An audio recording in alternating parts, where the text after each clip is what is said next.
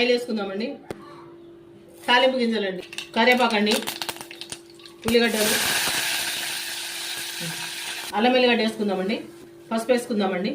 టమాటాలు వేసుకుందామండి. ఉప్పు వేస్తుందండి. కారం వేసుకుందామండి. చామదుంపలు వేసుకుందామండి. చింతపులుసు పోసుకుందామండి. ధనియాల పొడి వేసుకుందామండి. చూద్దామండి, ఉప్పు పడతాయండి కొంచెం.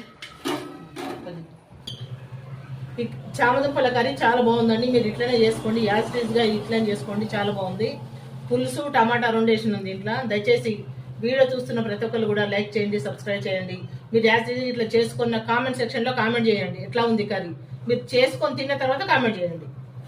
చూడండి కర్రీ చూడండి ఎట్లా ఉందో, సూపర్గా వచ్చింది కర్రీ, చాలా బాగుంది. చూస్తున్న ప్రతి ఒక్కళ్ళు సబ్స్క్రైబ్ చేయండి, లైక్